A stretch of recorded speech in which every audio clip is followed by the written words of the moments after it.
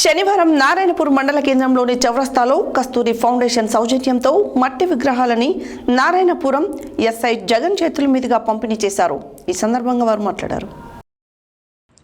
శనివారం నారాయణపూర్ మండల కేంద్రంలోని చౌరస్తాలో కస్తూరి ఫౌండేషన్ సౌజన్యంతో మట్టి విగ్రహాలను నారాయణపూర్ ఎస్ఐ జగన్ చేతుల మీదుగా పంపిణీ చేశారు. ఈ సందర్భంగా ఆయన మాట్లాడుతూ ముందుగా కస్తూరి ఫౌండేషన్ను సేవలను అభినందించి ప్లాస్టర్ ఆఫ్ ప్యారిస్తో తయారు చేసిన విగ్రహాల వలన నీటి కాలుష్యం ఏర్పడుతుందన్నారు. అందుకే ప్రతి ఒక్కరూ పర్యావరణ పరిరక్షణలో భాగస్వాములు కావాలని కోరారు.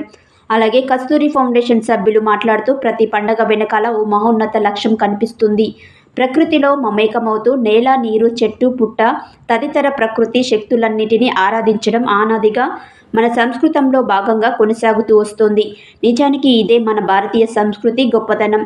దాదాపు తెలంగాణ రాష్ట్ర వ్యాప్తంగా 10,000 మట్టి గణపతి విగ్రహాలను కస్తూరి ఫౌండేషన్ ద్వారా అందించడం, ఈరోజు నారాయణపూర్ మండల కేంద్రంలో 100 విగ్రహాలను పంపిణీ చేయడం జరిగింది అని అన్నారు.